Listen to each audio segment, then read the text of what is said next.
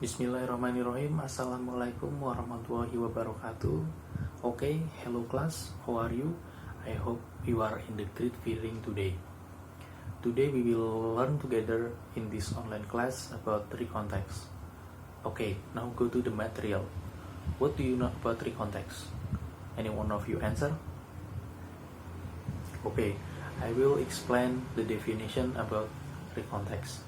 Recontext is a type of text in English that tells about a story, action, or activity. Usually, recontext tells about someone's experience. The purpose of recontext is to entertain the reader. In addition, this text also to provide information to the reader. Jadi recontext di sini adalah jenis teks dalam bahasa Inggris yang menceritakan tentang peristiwa, aktivitas, tentang pengalaman seseorang. Selain itu, tujuan dari teks ini adalah untuk menghibur para pembacanya. Next, about generic structure of recontext. Recontext has three main structure or generic structure as follows. Number one, orientation. The first structure that contains information about the character, the place of the incident, when the incident took place, and etc. The information provided by the author is expected to provide the knowledge or information needed by the reader in order to understand the storyline. Jadi pada tahap pertama orientasi ini, struktur pertama yang berisi tentang informasi, karakter, tempat kejadian, dan lain-lain diberikan oleh penulis dan diharapkan dapat memberikan pengetahuan atau informasi yang dibutuhkan oleh pembaca untuk memahami alur cerita. And next, the second is event.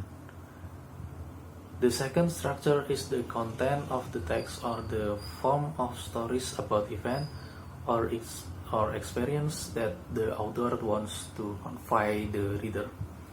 Pada tahap kedua, struktur di sini adalah teks atau dalam berupa cerita tentang peristiwa pengalaman yang penulis ingin sampaikan kepada pembaca. Jadi pada intinya pada tahap event ini adalah tahap inti yang diberikan oleh pengarang. Yang terakhir adalah reorientation. The third structure contains conclusion or summaries or repetition of information in the orientation.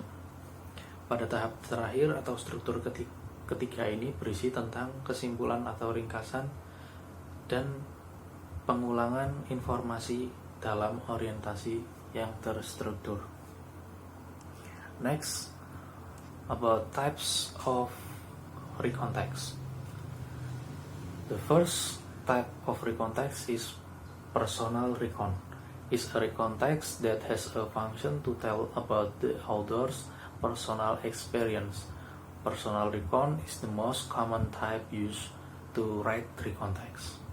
Jadi pada tipe pertama recontext ini adalah untuk menceritakan kembali pengalaman yang dimiliki oleh author, oleh pencipta.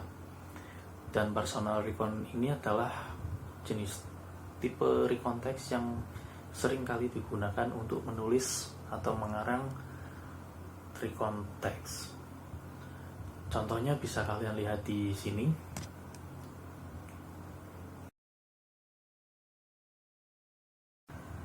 The next slide is factual recon. It's a recontext that has a function to present report about event that occurred based on fact or really happened.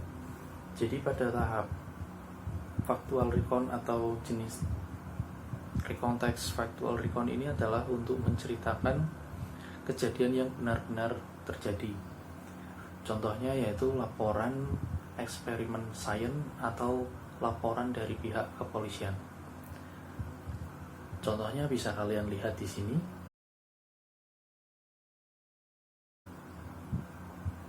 And next slide is imaginative recontext. Imaginative recontext is a recontext that has a function to tell imaginative event.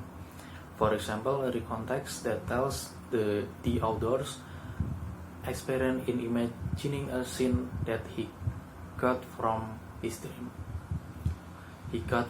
dream. Jadi, imaginative recontext ini adalah recontext yang didapat pengarang atau pencipta dari mimpinya atau imajinasi dari yang dimiliki pencipta atau authors-nya. Contohnya bisa kalian lihat di sini.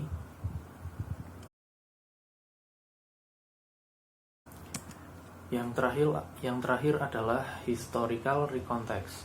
Historical recon is a form of recontext whose content tell historical event like other form of recontext. Historical recon used to simple past tense in its writing. Jadi historical recon di sini adalah tipe yang digunakan author atau pencipta untuk menceritakan kejadian sejarah yang pernah atau didengar atau yang didapat oleh author. Contohnya bisa kalian lihat di sini.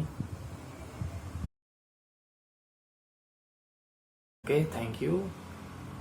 Okay, class, we will stop here. We will continue this next week. Do you have any question before we end the class? Okay, I will give assignment from this material. The assignment is create any types of narrative text of your own, and the deadline is until tomorrow. Don't forget to submit it in our Google Classroom. Okay, class, we will stop here. Thank you for your participation. Wassalamualaikum warahmatullahi wabarakatuh.